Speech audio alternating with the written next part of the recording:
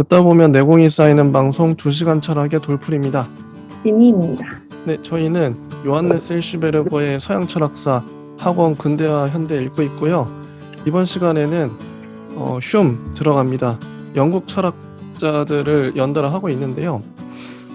홉스, 로크에 이어서 흉이 이제 마지막이죠. 영국 경험론. 한번 보겠습니다. 303쪽이고요. 소제목은 심리주의와 회의주의라는 부제가 달려 있습니다.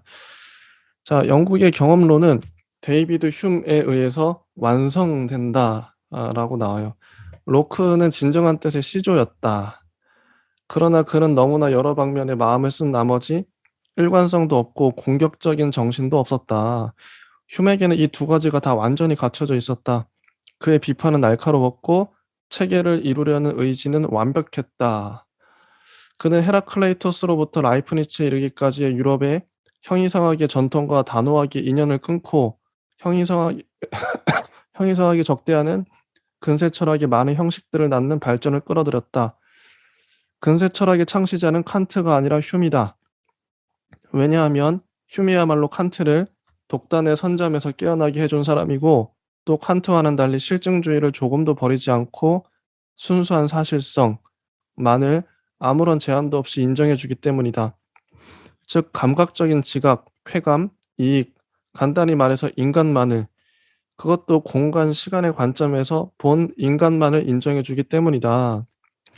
자, 반면에 그 스토아파에게 있어서는 철학이 고대인들에게는 언제나 그랬던 것처럼 아직도 하나님과 인간에 관한 일들을 알아내는 것이었죠. 중세기에 있어서는 철학이 바로 초월자에 관한 학문이었어요. 그런데 흉에게 있어서는 애초부터 철학은 인간에게만 한정되어 있다. 흉과 그 후계자들은 이 땅에 충실히 머무른다. 이렇게 나와 있고요. 바로 생애와 저작을 보면 데이비드 흉은 스코틀랜드 사람입니다. 1711년부터 76년까지 살았어요. 홉스나 로크와 비슷하게 높은 사람들 곁에서 생활했고 또 많은 여행도 했는데 프랑스에는 2번이나 갔으며 거기서 백과전서파의 사람들과 루소와 교제했었다. 마지막에는 런던에서 외무부 차관을 지냈다고 합니다. 1769년부터는 세상에서 물러나 개인적인 생활을 했다. 그의 첫 번째 철학적 저술, 인간의 번성에 관한 논문은 23살 때 썼대요. 이 저서는 완결되어 있지 않고 이거를 이후에 계속 고쳐 써서 원숙하고 유명한 2가지 저서가 생겨나게 했다고 합니다. 인간 오성론, 도덕 원리론이 그것이죠. 그리고 6호로는 자연 종교에 관한 대화가 있다고 해요. 305쪽을 보면 휴먼 자기의 2가지 저서가 주저가 시사해주고 있는 바와 마찬가지로 철학을 2가지로 구별한다고 합니다. 한 가지는 인간을 주로 행위를 하기 위해 태어난 자로 보고, 다른 한 가지는 인간을 행위를 하는 존재라기보다 오히려 이성적 존재로 본다. 즉 실천 철학과 이론 철학을 구별한다고 나와 있어요. 자, 여기까지 봤는데요. 혹시 진희님은 하실 말씀이 있으실까요? 저는 되게 대단한 사람이라는 생각을 했는데요. 네, 이게 생애와 저작 부분에서 어쩔 수 없이 이제 저희는 초보자가 철학을 독해하는 입장에서 이제 생애에 많은 수 좀 공감해서 읽어 나가려고 하는 편이고, 그 시대상 뭐 유럽사라든지 여러 역사적인 맥락에서 읽어 나가야 하겠지만, 사실 오늘날의 관점에서 자꾸 비교하거나 그럴 수밖에 없게 되게 되더라고요. 그런데 이제 흉이라는 사람은 뭐 여러모로 이제 지식적으로나마 교과서적인 지식적으로나마 알고 있던 사람이었는데, 이제 여기 일시베르거의 생애 안에서 23세 때 쓴 논문 자체를 계속 고쳐 써서 원숙하게 만들었고, 그것을 저서로서 2권으로 이제 압축해서 마지막에 내었죠. 그래서 이 부분이 사실은 되게 대단한 거거든요. 이제 23세라고 하면 한국 나이로 뭐 생일에 따라 달라질 수 있겠지만 한 25살 요쯤 될 것 같아요. 근데 저도 25살 때 이제 석사 논문을 썼죠. 근데 다시는 보기도 싫거든요. 진짜 다시는 보기 싫고, 그거 여러 번 고쳐서, 개진을 해보려고, 좀, 수정도 하고, 진전도 시켜보려고 지금까지 하는 중이긴 한데요. 사실은 포기하기도 힘들고, 그렇다고 또 끼고 살기도 싫은 그런 애증의 존재이기 때문에, 이렇게 평생에 걸쳐서 이 20대 때의 논의를 쭉 이어나갈 수 있다는 게 사실은 개인적으로 봤을 때 되게 환경도 뒷받침이 되어야겠지만 사실은 되게 힘든 일이고 이것을 이제 하나의 저작으로서 인간 오상론 그리고 도덕 원리론 두 가지로 분화해서 저서를 냈다라고 한 데만으로도 우리가 존경에 마땅하지 않는가 이런 생각을 했습니다. 예수님이 33 정도에 돌아가셨고, 그러니까 30 되게 어렸어요. 어렸고, 역사상 좀 위대한 인물들을 보면 어린 경우가 많이 있더라고요. 어린 나이에 이렇게 우리가 봤을 때는. 근데 초기 영감이라는 게 중요하다고 제가 스승한테 배웠었는데, 그러니까 어떤 사상이 가면서 인제 막 변질되기도 하고 거기에 인제 변론을 하다 보니까 책이 두꺼워지기도 하고 그런 건데, 어쨌든 휴는 초기 영감을 너무 잘 잡았죠. 이게 23살 때까지 그때 딱 번쩍였던 아이디어가 끝까지 어쨌든 간 거잖아요. 이게 틀리지 않았어. 내 생각이 맞아. 이 밀어붙인 거죠 끝까지. 이런 케이스인데 한번 볼게요. 도대체 근데 이거 보면은 23살 때의 패기가 느껴져요. 정말 느껴져요. 근데 예. 보통은 우리가 나이가 들어감에 따라서 예. 좀 인간이 원숙해지기도 하고 성숙해지고 점점 더 진보하고 발전하고 뭐 이런 식으로 이해를 많이 하는데요. 전혀 아니라고 합니다. 그래서 어떤 기술 직종에 있는 사람이든 아니면 뭐 인문학 직종이나 과학이나 뭐 이게 각각의 직군이나 직종에 종사를 하게 될 텐데 가장 뛰어날 때가 20대 중후반 이라고 하고요. 이제 언어에 관련된 부분에서는 조금 달라질 수 있어요. 이제 언어나 되게 어휘를 사용하고 그 말로써 뭔가를 표현하는 직종에서는 그게 이제 무한대라고 해요. 그러니까 30대, 40대, 50대 나이가 들어감에 따라서 얼마만큼 그 분야에 오래 종사하고 열심히 노력했는지에 따라 그것이 무궁무진하게 발전할 수 있다. 라고는 인정해 주지만 이제 과학 기술이라든지 아니면 뭐 일반 기술직이라든지 행정직 이런 부분에서는 확실히 시대적으로 뒤처질 수밖에 없는 그런 물리적인 차이가 발생을 하고 그 안에서 머무르게 되는 사람들이 비율적으로 많다라고 이제 많이 얘기를 하셨고 저도 이제 지도 교수님께서 이제 뭐 이것저것 얘기를 해주실 때 20대 때, 30대 때는 아이디어가 많을 때고 30대 때, 40대 때, 50대 때는 이제 그걸 가지고 계속 탐구를 해야 하는 그런 시간들이라고 많이 들었는데 그 휴미 또 그걸 잘 해낸 사람인 것 같죠. 그러니까요. 그래서 제가 제일 좋아하는 연령대가 10 대, 20 대를 너무 좋아해요. 그 이후로는 점점 사람이 세속적으로 되고 그렇게 되더라고요. 어째서 세상에 물들어가고 찌들어가고. 그래서 20 대와 함께 그 일을 할 수 있는 뭐 공부를 같이 할 수 있는 지니 님이 너무 부러워요. 너무 부러워요. 저도 그런 일 하고 싶어요. 자, 일단 305 쪽을 보면요. 인간의 오성에 관한 연구라는 소제목이 있습니다. 볼게요. 오늘 너무 재밌었어요, 저는 개인적으로. 인간의 오성에 관한 휴메 연구는 그 첫째 장에서 당장 종래의 형이상학과는 반대로 철학의 여러 가지 종류에 관해서라고 시작하는 것이 특징적이다. 형이상학이란 원래 학문이 아니며 오성이 절대로 다다를 수 없는 대상에게 다가가려는 인간의 허영심에 쓸데없는 노력의 산물이거나 또는 꽉 엉클어져 있는 가시덩굴 뒤에서 피난처를 찾으려는 민중의 미신의 교활한 산물에 지나지 않는다는 것이다. 그런데 이 미신은 종교적인 불안과 편견, 선입견이라는 방편을 가지고서 인간의 정신을 덮치려고 노리고 있다는 것이다. 사람들은 이런 속이 빈 학문에 의해 속아 왔기 때문에 기만당해 왔기 때문에 다가갈 수 없는 형이상학의 문제들은 완전히 제거해 버리려고 했던 것이다. 이런 인간의 오성, 그 이해력, 본성을 심중히 탐구함과 동시에 오성의 힘과 능력을 정확하게 분석하고 오성이 그렇게 멀리 떨어져 있고 어두운 대상들에게는 조금도 알맞지 않다는 것을 증명해 nem으로써 이루어진다. 이게 형이상학을 대놓고 비판하고 있어요. 속이 빈 학문이다. 종교적 불안과 편견을 자아낸다. 미신이다. 교활하다. 쓸데없는 노력의 산물이다.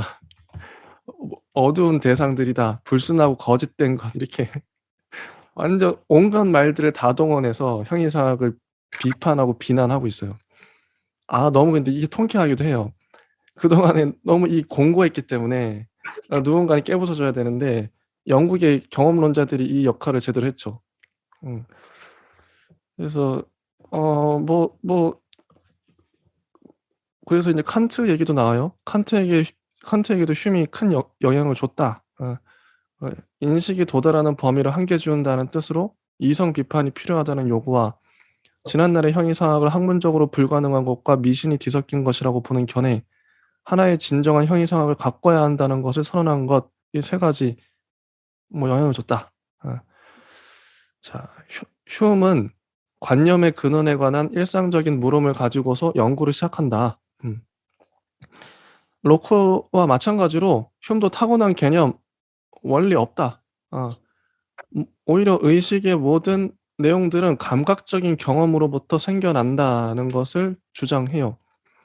휴음은 그것이 외적인 감각이건 내적인 감각이건 간에 생생하고 직접적으로 감각에게 찍혀진 것을 인상이라고 하고 간접적으로 재생된 내용을 관념이라고 불렀습니다.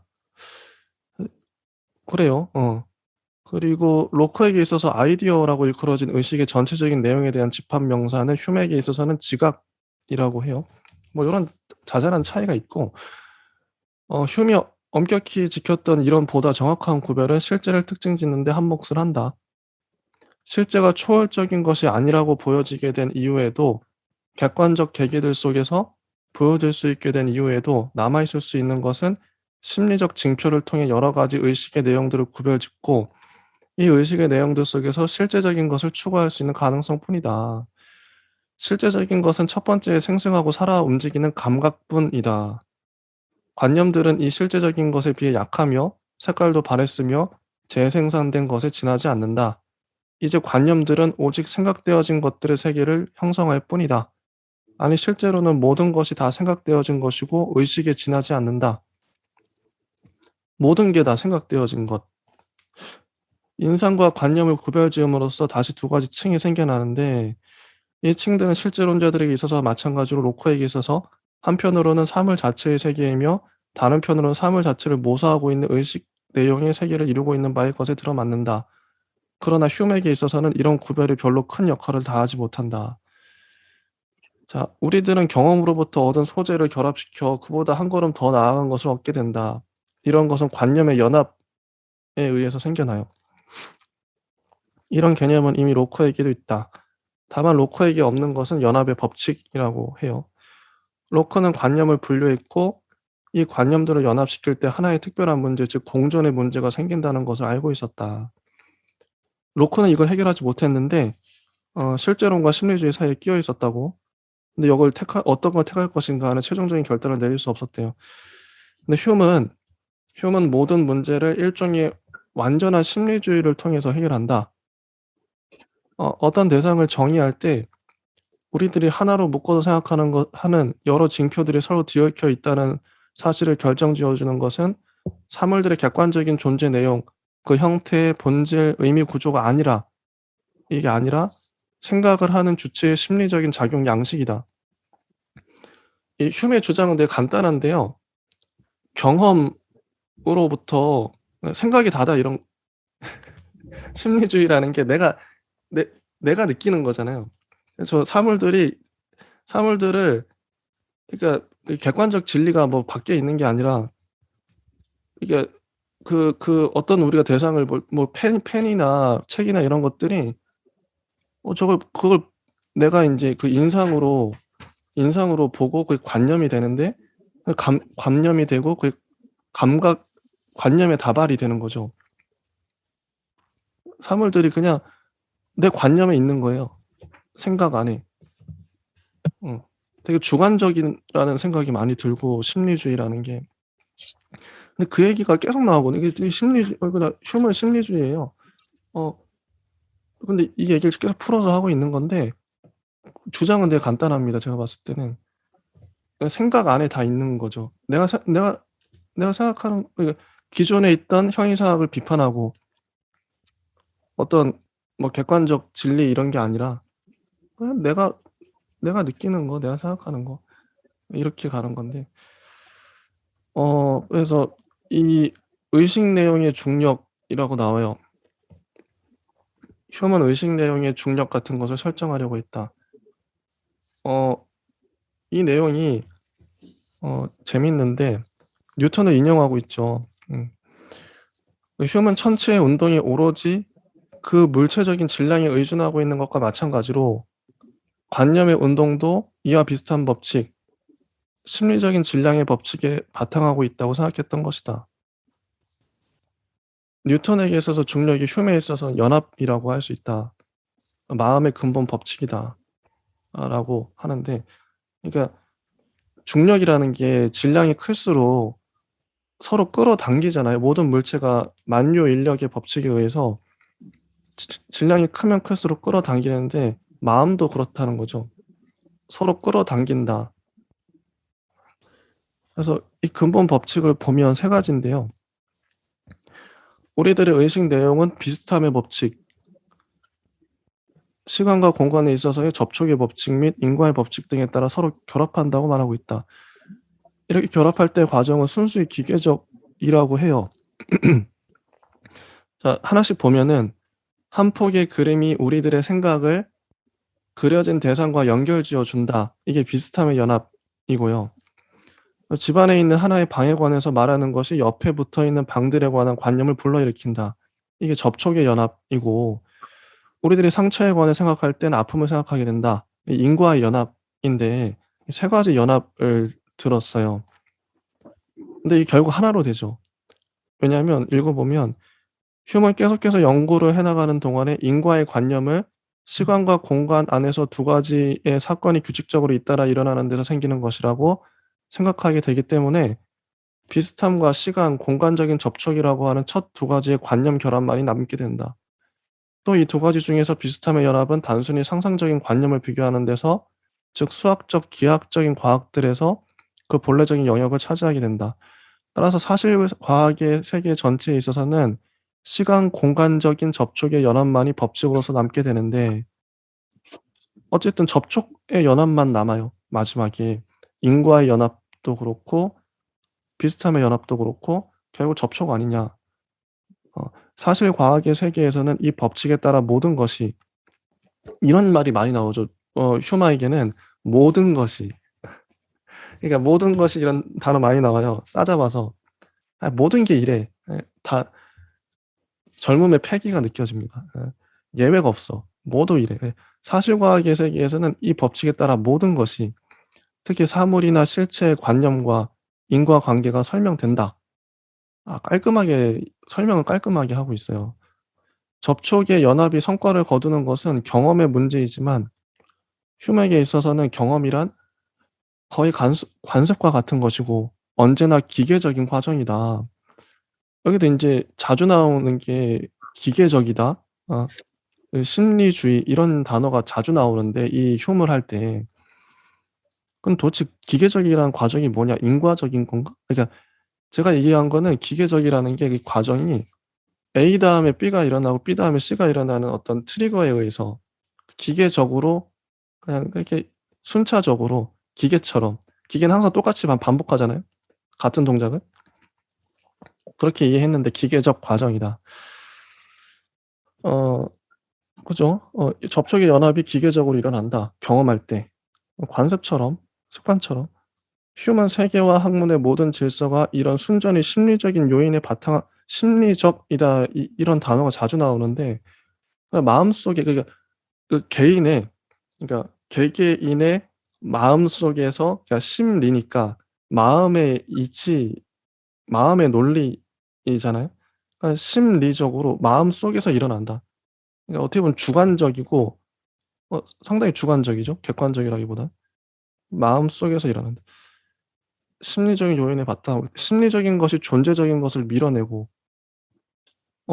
지난날의 형이상학의 자리에 심리학이 들어서는데, 이때의 심리학이란 기계론적으로 이해된 심리학이다. 이렇게 해서 경험론적 심리학적 견해가 생겨나요. 그쵸. 어 재밌습니다. 혹시 진희 님은 뭐 하실 말씀이 있으실까요?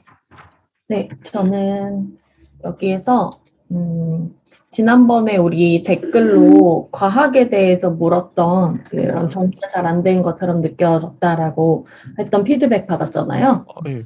네, 그래서 그런 개념들에 대해서 같이 생각해 보게 되었는데, 휴음은 일단 대학에서 뉴턴의 자연 철학을 배웠다라고 이제 다른 책에서도 적혀 있고, 우리가 생각하기로는 물론 우리가 이제 베이직한 철학 공부하고 읽어나가는 사람으로서 완벽할 수는 없겠지만 나름대로 한번 생각을 하고 넘어가면 좋겠다 해서 정리를 간단히 해보았는데요. 휴음은 일단 이 챕터에서 앞서서 로크나 뭐 다른 철학자들과 같이 데카르트나 뭐 다른 철학자들, 버클리까지.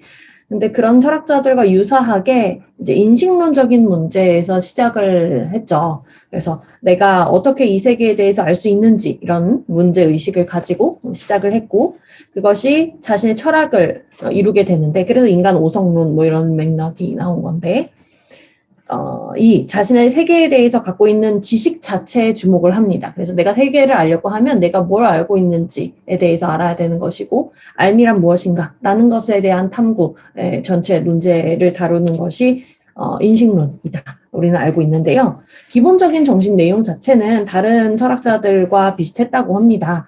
그런데 이제 감각이나 경험에서 나온다고 하는 이제 정신적인 내용 자체가 감각이나 경험에서 나온다고 본 것, 그것을 지각으로 명명을 했고, 여기 지금 힐시베르거의 책에서는 뭐 비슷함이라든지, 뭐 함께 뭔가 이렇게 아무튼 명사로서 무엇 이렇게 정리가 되어 있다기보다는 서술로서 정리가 되어 있어서 한눈에 잘 들어오진 않지만 아마 유사한 얘기로 다른 책을 인용해서 이야기를 해보자면, 아까 감각이나 감각적인 부분이나 경험에서 오는 지각 자체를 하나의 인상 또는 관념과 연결짓는 것이 앞선 다른 철학자들과 유사해요.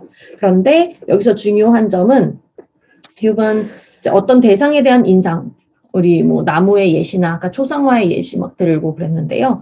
어떤 대상에 대한 인상 자체가 없이는 관념도 없다라고 단언을 했다고 합니다. 그래서 우리가 보통 나무를 떠올린다고 하면 우리 집 앞에 있는 큰 공원에 뭐 나무 이렇게 떠올릴 수 있겠죠.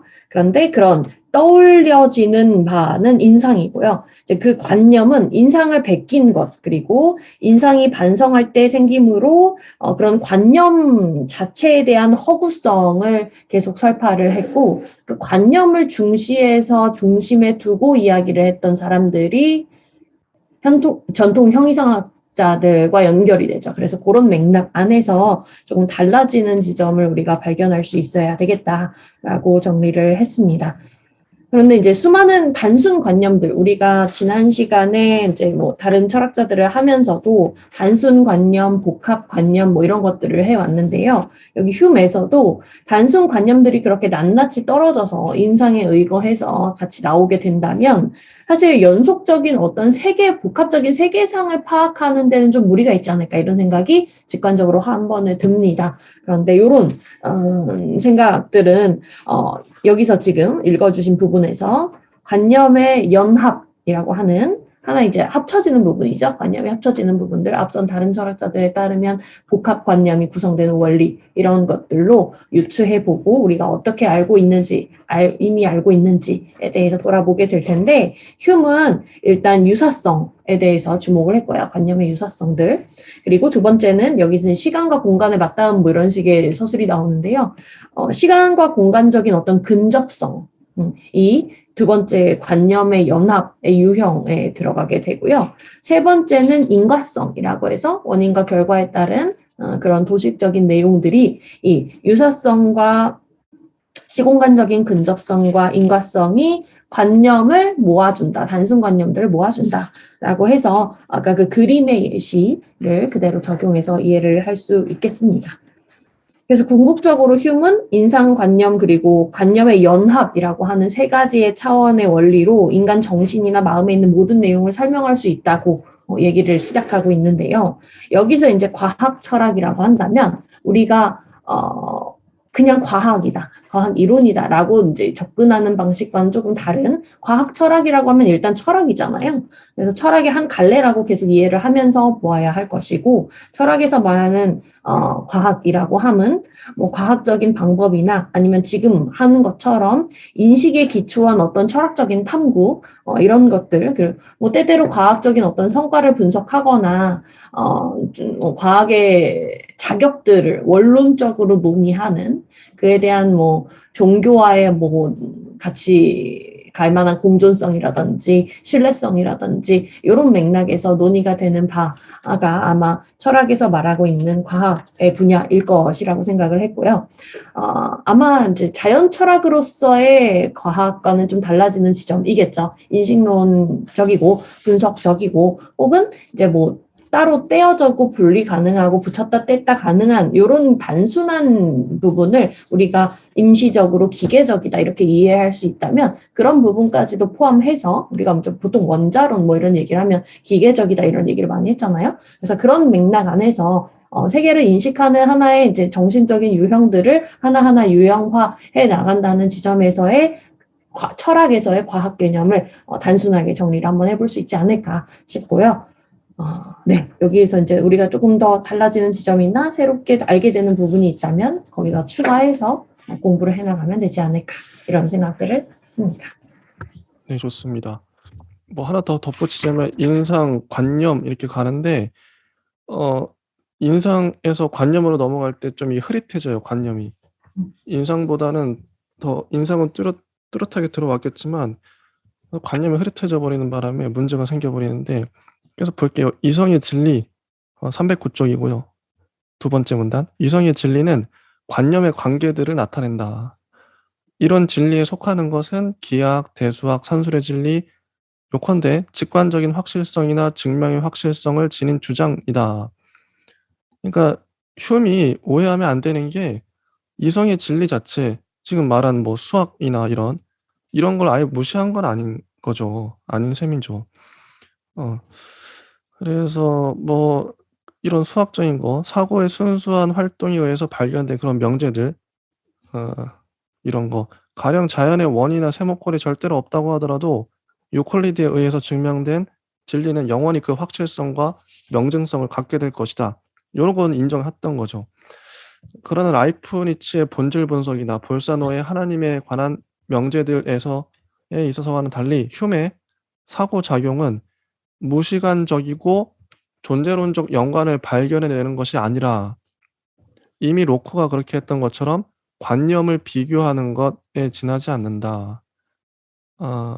그의 사고작용은 심리주의 안에 감춰져 있다. 심리주의 계속 나와요. 그러니까 마음 안에 있다. 예, 내가 생각하기 나름이야. 그냥 관념을 서로 비교하는 것. 휴미 비교하는 것은 노에마타가 아니라 노에시스다라는 이거 되게 재밌어요. 중요한 문장이라고 생각하는데 노에마타는 의식 대상의 측면이라고 하고요. 그리고 노에시스는 의식 작용의 측면이라고 합니다. 노에마타가 아니라 노에시스다라는 말을 바꾸면 의식 대상의 측면이 아니라 의식 작용의 측면이 중요하다. 의식 대상은 밖에 있죠. 내 밖에 있죠, 사물들. 대상이 아니라 의식 작용은 내가 하죠. 내 머릿속에서 관념, 인식하고 관념 이게 생각을 하고 하잖아요. 그러니까 밖에 있는 사물이 이 사람이 이제 지금 경험주의자로서 사물을 중시하는 것 같은데 가만히 보면 대상이 아니라 작용을 보고 내 안에 일어나는 그래서 심리주의죠. 흉이 가지고 있는 것은 심리주의적으로 이해된 실제 그런 현실 이외에 아무것도 아니다. 이 극단적인 표현이 진짜 많이 나옵니다. 아무것도 아니다. 전부다. 뭐 이런 표현 되게 많이 나와요.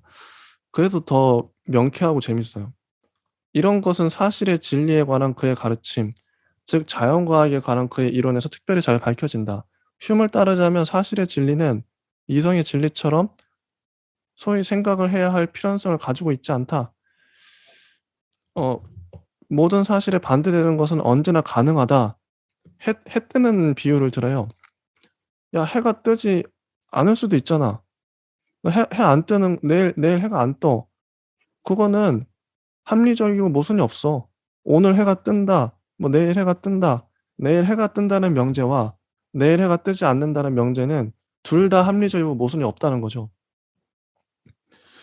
그리고 이런 예도 듭니다. 만약에 사람이 뭐 아담은 아무것도 몰랐겠죠. 아담이 이성 작용을 해서 물이 유동적이고 투명해. 요걸 알았어요. 근데 이 물에 내가 들어갔을 때 질식사할 거라는 걸 투명하고 유동적인 것만 봐선 모르죠. 그리고 불이 밝고 따뜻해요. 근데 그 불에 들어가면 내가 데워 죽으리라는 걸 밝고 따뜻한 것만 보고 모른다. 이런 얘기를 해요. 이와 똑같이 화약의 폭발, 자석이 끌어당기는 힘 뭐 이런 것들을 그것만으로 그러니까 이 사물들의 개념에서 본질적으로 뭘 끌어낼 수 없다. 원인 결과에 대한 얘기인데요. 인과관계에 대한 얘기인데 쭉 아래쪽에 보시면 결과는 원인 안에서 절대로 발견될 수 없다. 어 두 번째 당구 공의 운동은 첫 번째 공의 운동과는 완전히 다른 결과다. 한쪽 편의 운동에는 다른 쪽의 운동을 조금이라도 암시해 주는 것이 하나도 내포되어 있지 않다. 모른다. 우리들이 기대할 수 있는 것은 경험 이외에 아무것도 없다. 진짜 극단적 발언들이 많이 나오죠. 그게 너무 재밌는 거야 이게. 반박할 여지가 많이 있겠지만 어쨌든 흉을 이렇게 밀어붙였어요 끝까지. '흉 대단하다.' 이건 용기거든요. 자기 주장을 그냥 끝까지 밀어붙이는 거야 어쨌든. 끝까지 그냥 '갈 때까지 가 보자.' 그래서 흉이 회의에 빠지기도 하고 하는데 경험 위에 아무것도 없어요. 그런데 이 경험 자체는 무엇인가? 흉에게 있어서 경험이란 시간, 공간의 접촉에 바탕한 관념의 연합 이외에 아무것도 아니다. 아무것도 아니야. 야 경험 뭐냐? 관념의 연합 외에 아무것도 아니야. 어 극단적이죠. 하나의 사건은 언제나 하나의 다른 사건에 따라서 생겨나는데 이렇게 해서 두 가지의 관념들은 연합을 하게 된다. 음. 예를 볼게요, 예를. 지난날에 먹어본 빵과 아 같은 색깔과 닮은 성질을 가진 물체가 우리 앞에 놓여 있게 되면 우리는 확신을 가지고 같은 음식과 같은 힘을 주리라고 기대한다. 야 똑같은 빵이잖아. 그런데 그래서 흉에게 있어서 경험이란 습관이나 연습 외에 아무것도 아니다. 경험에 있어서 중요한 것은 상호작용이나 오성의 활동이 아니라 습관의 느낌이다. 습관의 느낌. 이 습관의 느낌은 우리들이 지난날에 체험한 것과 같은 것이 생기면 뭐 두 번째도 똑같이 생기겠지. 꼭 그렇진 않잖아요. 이게 또 문제가 되는 거죠. 똑같은 빵이 나와도 그게 썩었는지 상했는지 어떻게 알겠어요. 경험이 틀릴 수도 있고. 아 아래쪽 보시면 학문 개념의 특징으로 되는 것이 두 가지가 있게 되는데 그래서 심리주의와 회의주의, 심리주의를 극단으로 밀다 보면 회의주의가 당연히 생기는 거죠. 내가 내 마음을 못 믿으니까. 어. 심리주의는 진리를 객관적인 사태 연관으로부터 인간과 인간의 주관적 느낌으로 환원시키는 데서 성립된다. 어. 자 물질의 필연성, 행위의 필연성 이런 것들은 요소의 성질이 아니에요. 요소의 성질이 아니고 그 행위를 바라보고 있는 내가 바라보고 있죠. 똑같은 말이 계속 나옵니다. 심리주의. 내가 바라보고 있잖아. 그 어떤 생각하는 자나 이성적인 존재 안에 그게 있는 거예요, 진리가. 그러니까 흉을 끝까지 밀어붙이면 세계에 나밖에 없어요. 나밖에 없고 내가 생각하는 게 다야. 그거 생각하시면 돼요. 어떤 전기 의자 같은 데 앉아 있고 근데 내가 어떤 상들을 내가 막 보고 있어요. 근데 그 상들이 컴퓨터에 의해서 주입된 건지 내가 실제 경험한 건지 모르죠. 흉은 그 정도까지 밀고 나갔던 것 같아요. 그럼 이 생각들이 그 생각의 다발이 다예요, 휴만대는. 이 필연성은 이런 존재자의 사고의 강제성 속에 성립된다.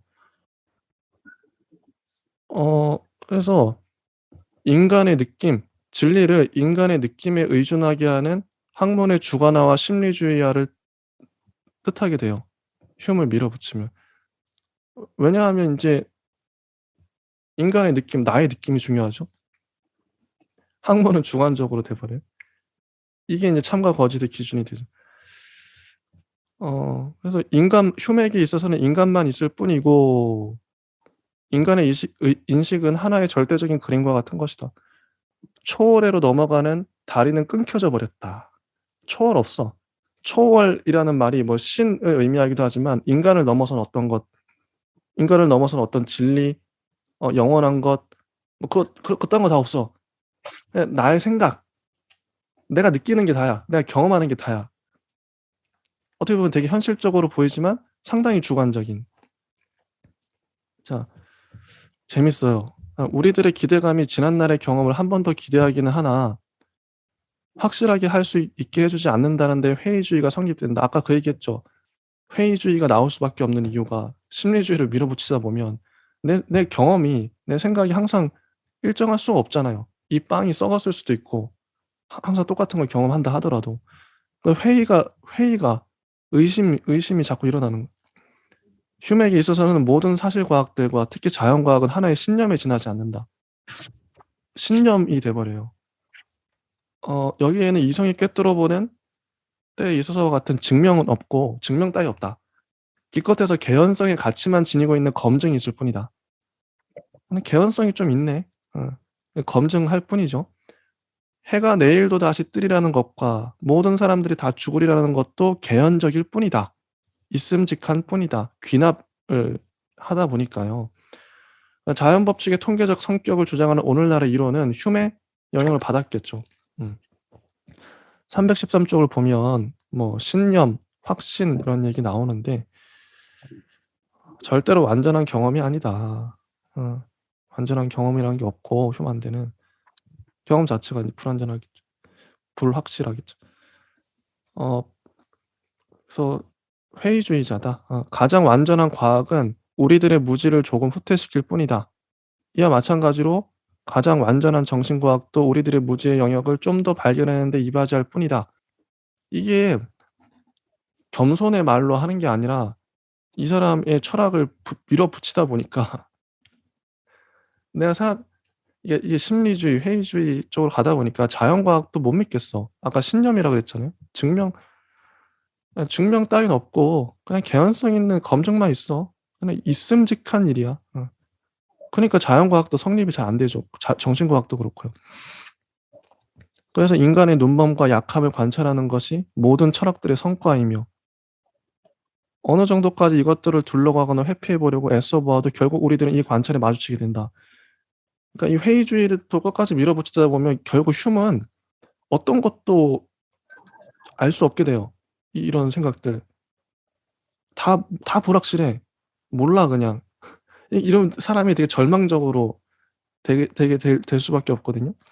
물론 흉도 우리들이 이미 본 바와 마찬가지로 심리주의를 벗어나지 못했지만 관념 과학도 인정하고 있다. 그러나 그가 실제 과학으로부터 확실성을 다 빼앗아 버린 것은 충분한 파괴 행위라 할 수 있다. 칸트는 바로 이런 점에서 휴메의 철학의 위험성을 꿰뚫어 보았다. 어. 칸트가 흉 덕분에 어 깨어났죠. 흉이 없었다면 칸트의 비판주의도 없었다. 흉이 역할을 했다. 칸트로 넘어가는 징검다리 역할을 했다. 이렇게 헬슈베그는 써놔요. 흉 철학의 파괴적인 영향은 파괴적이었겠죠. 당시 그 이전의 모든 철학을 싸그리 인제 형이상학을 비판하고 자기의 경험론을 밀어붙였는데 심리주의 나아가서 회의주의로 돼 버렸으니 낡은 형이상학에 대한 그의 태도 특히 인과 개념과 실체 개념에 대한 그의 비판에 잘 드러나 있다. 그래서 칸트가 이런 얘기도 했다고 해요. 어 형이상학이 생긴 이후로 이 학문의 운명에 관해서 데이비드 휴미 행했던 공격보다 더 결정적일 수 있는 사건은 없었다. 결정적 영향을 받은 거죠, 칸트가. 형이상학은 실제로는 적어도 물리학과 같은 정도로 인과관계의 개념을 연구해 왔다. 우리는 오직 우주론적 신증명이나 뭐 이런 증명이 있었죠. 신증명, 뭐 현상을 보고 원인을 추론해내는 그런 것들. 그래서 아래에 뭐 명제들이 좀 나와요. 아까 인과관계에 대한 뭐 전제가 있는데 현재에 있는 사실과 이것으로부터 생겨나는 사실 사이에 연관이 있다는 것은 언제나 전제되고 있다. 우리가 어떤 생각을 할 때 인과관계가 전제되고 있죠. 그리고 뭐 작용은 존재를 따른다. 뭐 이런 뭐 원인은 그 자체 안에 결과를 내포하고 있다. 이런 명제들이 예전부터 내려오고 있었대요. 암묵적 전제들이겠죠. 근데 이런 거 자체를 휴먼이 인제 비판한 거죠. 315 쪽으로 가면 휴먼이 이런 모든 것들에게는 아까 이런 모든 우리가 알고 있는 전제들, 인과관계 이런 거, 애매하고 증명해낼 수 없는 전제들이다. 애매하고 증명해낼 수 없는 관념들이라는 거죠. 형이상학 같은 경우. 애매하다. 증명할 수 없다. 결과는 원인으로부터 이끌어내질 수가 없다. 음. 왜냐하면 아무도 하나의 사물의 본질을 보고 이 본질이 어떤 결과를 낳을지 모르기 때문이다. 아까도 당구공 비유 있었잖아요. 한 당구공이 한 당구공을 치는데 이게 어디로 갈지 영향을 어떻게 미칠지 어떻게 아냐. 인간은 아무것도 모르는 거예요. 그래서 우리들이 관념들과 관념들을 비교할 수는 인제 이 얘기해야겠다. 그래서 이론을 제기하는데요. 1 번, 2번 나오는데 이거 되게 중요하다고 생각해요. 애매하고 증명할 수 없는 관념들 1. 이미 간단히 말해둔 바와 마찬가지로 결과는 원인으로부터 이끌어내질 수가 없다. 왜냐하면 아무도 하나의 사물의 본질을 보고 이 본질이 어떤 결과를 낳을지 모르기 때문이다. 개념을 분석하는 것은 이성의 진리들만을 위해서 있는 것이다. 이 이성의 진리들에 있어서는 우리들은 관념들과 관념들을 비교할 수는 있으나 그 이성의 진리로서는 관념과 관념을 비교할 수 있지만 실제의 영역에 있어서는 그럴 수가 없다. 실제의 당구공과 당구공을 비교해 봤자 아무것도 우리가 알아낼 수가 없어요, 인과관계를. 두 번째, 그리고 그러나 바로 이 실제를 경험하는 데 있어서 우리들은 절대로 능동인에 넘쳐 흐르는 힘이나 또는 그 밖의 원인과 결과 사이에 있는 그 어떤 유대 관계도 깨닫지를 못한다. 잘 한번 생각해 보세요. 이 효과, 이런 식으로 사고를 했을 게 극단적으로 밀어붙였을 때 인간이 어떻게 될지. 아니 의지의 체험에 있어서마저도 그런 것은 우리에게 보여지지 않는다. 그래서 전체적으로 보자면 자연 전체 그 어디에도 우리들이 깨달을 수 있을, 인간이 깨달을 수 있을 그런 결합의 본보기는 단 하나도 없다. 또 극단적인 표현 나오죠. 단 하나도 없어요. 우리들이 알 수 있는 게 아무것도 없어.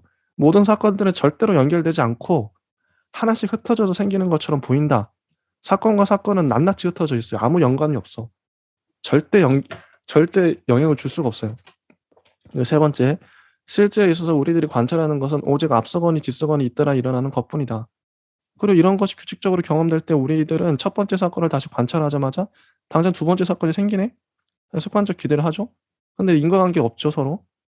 그 배후에 아무것도 숨겨져 있지 않아요. 인과관념은 아무런 뜻도 없습니다. 아무런 뜻도 없어요. 아 이게 흉스러운 느낌이네요. 극단적인. 자 316 쪽. 이렇게 해서 흉에게 있어서의 실체에 관한 개념도 해결되었다. 이렇게 해결했습니다, 흉이. 흉은 오성론에서 인과관계의 관념을 논박했던 것처럼 인성론에 있어서는 실체 개념에 관한 동일한 생각들에 반대하고 있다. 실체에 관한 관념은 일종의 심리학적인 것이고 존재론적인 것이 아니다. 이런 얘기다. 인용문. 하나의 실체에 관한 관념과 또 똑같이 양상에 관한 관념은 단순 관념들을 끌어모아 놓은 것에 지나지 않는다. 단순 관념들을 끌어모아 놓은 거예요. 이게 인제 휴메의 생각이거든요. 자, 이 단순 관념들은 상상력에 의해 연결 지어지고 하나의 특별한 이름이 붙여진다. 또 하나로 묶어주는 끈이 되는 것은 습관이고 그 배후에 어떤 존재적인 것을 찾는 일은 쓸데없는 짓이다. 없어. 아무것도 없어. 존재가 그런 거 없어. 쓸데없는 짓 하지 마 이런 거죠. 어 오직 현상들만을 인정하고 이 현상들을 다발로 묶어서 함께 있는 것의 관념의 다발인 거예요. 그래서 영혼이란 오직 끊임없이 흐르고 움직이고 있는 지각들의 다발이에요. 다발에 지나지 않는다. 영혼, 인간이란 인간은 그냥 지각의 다발이야. 우리가 알고 이 지각의 다발이라는 건 뭐 우리가 보고 있는 것들 뭐 펜이나 뭐 이 모든 것들이 하나로 합쳐서 보이는데 그냥 그게 그냥 보이는 거죠, 관념으로. 지각 인간은 그냥 지각의 다발일 뿐이야. 어. 자 이런 겁니다. 어쨌든 여기까지 316 조까지 했는데 여기까지 한번 끊으면 될 것 같은데 한번 진희 님 말을 들어보고 싶어요. 이 정도까지 극단적으로 밀어붙인 철학자가 있었나. 전 너무 통쾌하기도 하고 근데 제가 이렇게 말했다고 해서 흉을 전적으로 비난하거나 그런 건 아니고요. 흉을 좋아해요, 저도. 이런 필요가 있었다 당시에. 누군가 이렇게 질러 줬어야 됐고. 근데 재밌어요, 이분. 어떠셨나요, 진희 님? 네. 저도 재밌었고요. 흉은 일단 에든버러 대학의 한 철학 교수직 제안을 받았습니다. 그런데 다시 제안을 했던 것과는 달리 또 거절을 당했는데요. 그 거절당한 사유가 그 무신론적이고 회의주의적인 어떤 성향 자체를 눈치챈 반대자들이 있었다라고 언급이 되어 있는데요. 아마 이런 맥락들이 뒤에 우리가 이해하는 바를 조금 더 강화시켜 줄 것 같아요.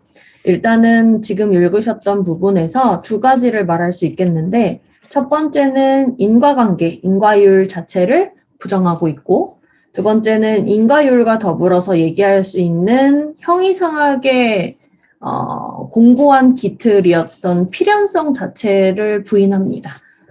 그래서 인과관계라는 것을 이제 부인하는 방식이 어떤 논리로서 부인하고 있는지에 대해서 지금까지 읽어주셨고, 이제 인과관계 혹은 인과율이라는 건 말 그대로 원인과 결과일 뿐인 것이지, 원인만 보고 어떤 결과가 나올 것이라고 우리는 미리 알 수 없는 것이기 때문에 원인, 결과, 이런 인과성 자체는 사실 우리가 경험할 수도 없고 직접 경험하기 전까지는 그 원인과 결과를 연결시킬 수도 없다. 그래서 우리가 이제 현대적으로 봤을 땐 좀 사후성의 개념과도 연결을 지을 수 있겠죠.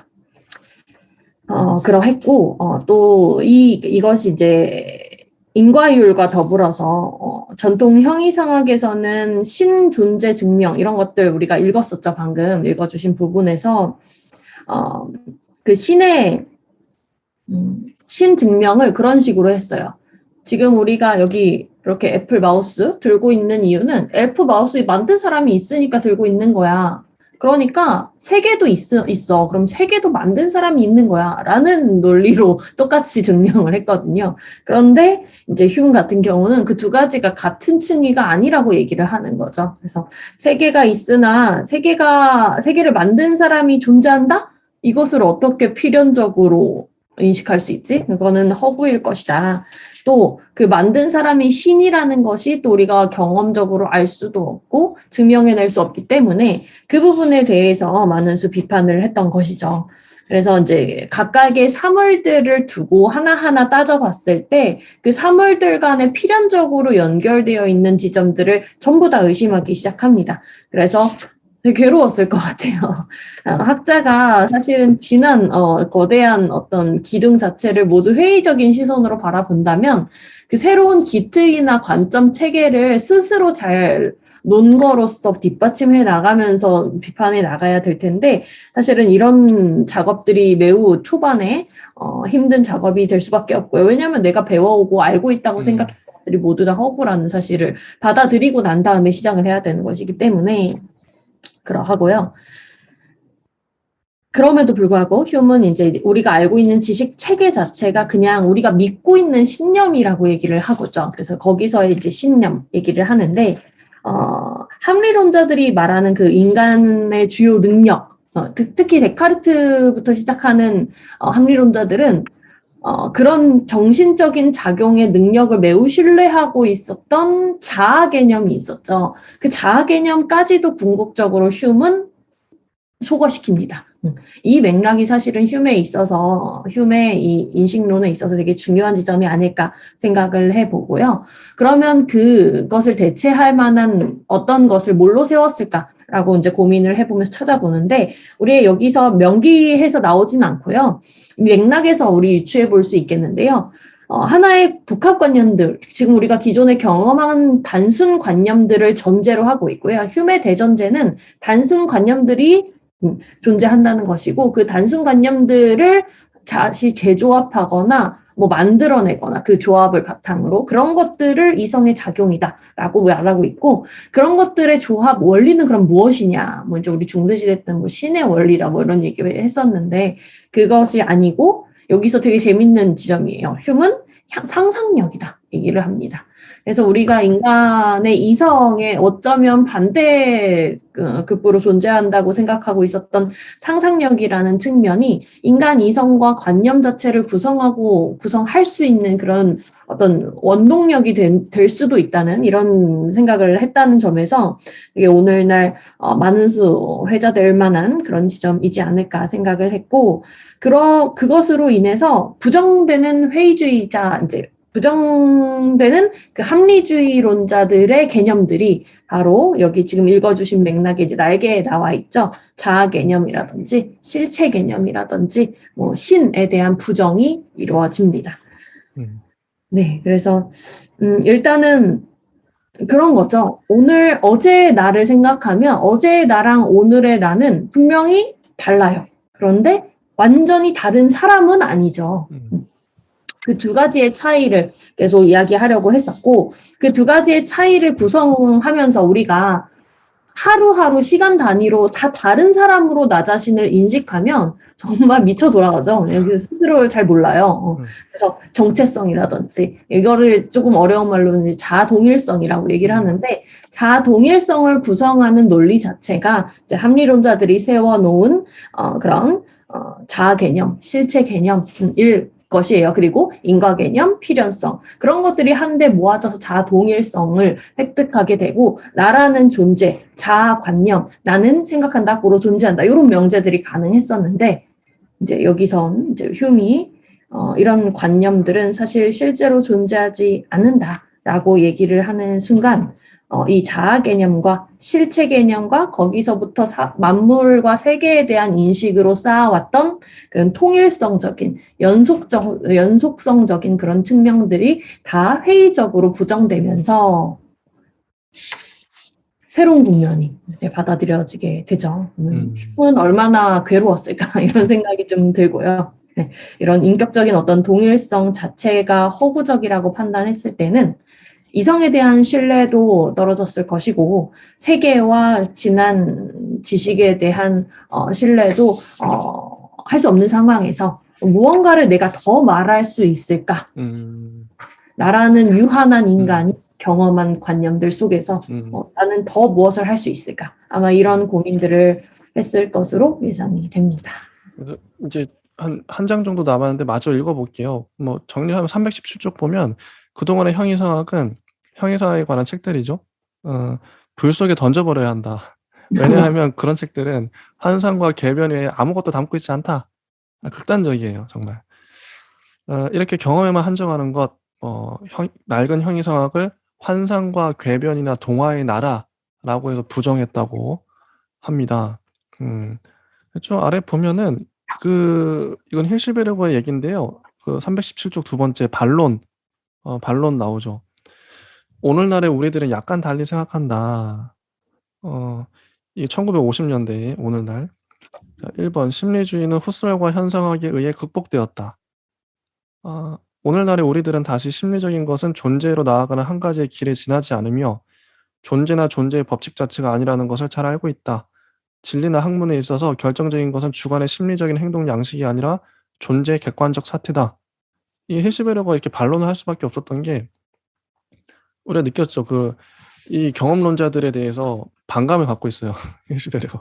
왜냐면 신을 믿고 있고 논리주의자, 경험론자가 아니라 이분은 합리론자이기 때문에 좀 이런 반대로?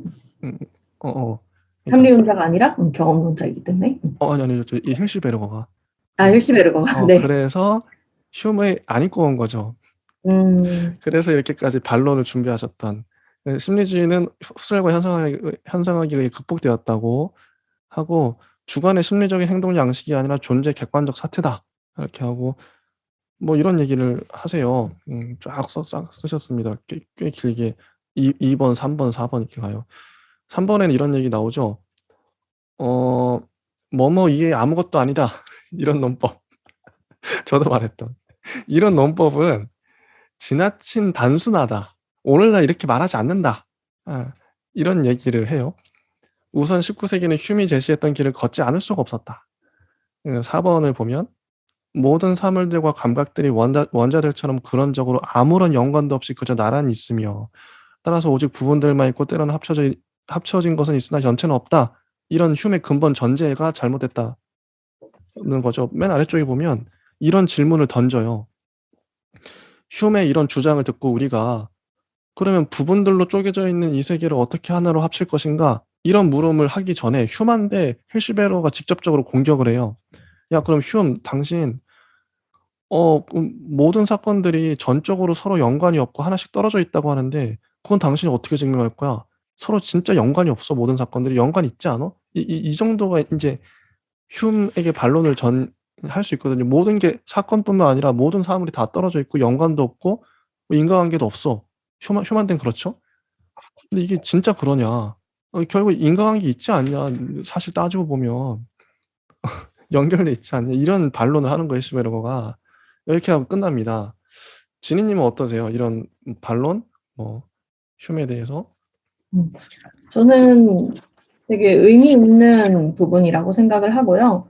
뭐 이후에 그 속된 부분들과 연결을 지어서 볼 때는 그 흐름을 파악하기가 쉬울 것 같습니다. 우리가 아무래도 그 흉의 목적이나 그 흉이 전개했던 논리 과정들을 읽으면 그러하구나라고 이해하기는 쉽지만 동시대적이나 아니면은 다른 시공간을 넘나들어서 같은 주제를 얘기했던 바를 함께 두고 보기는 쉽지 않아요. 그런데 이제 힐시베르거가 그런 논의들을 자기 관점이겠지만 나름 정리를 잘 해놓았다는 점에서 이 책을 읽으면서 좀 배워야 될 부분은 각각의 이론가들마다의 어떤 내용도 있겠지만 그 이론가들을 통시적으로 우리가 보고 있다는 지점, 그래서 그 안에서 추출할 수 있는 다른 아이디어가 있고 관점들이 있다는 점을 좀 조금씩 배우고 정리해 나간다면 더 많은 이야기를 할 수 있지 않을까 싶습니다. 네, 좋습니다. 이번 시간에 여기까지 딱 끝내고요. 딱 1시간 정도 나왔습니다. 다음 시간에 다 끝낼 텐데요. 여기까지 하고 또 다음 시간에 찾아뵙도록 하겠습니다. 예, 감사합니다. 감사합니다. 네.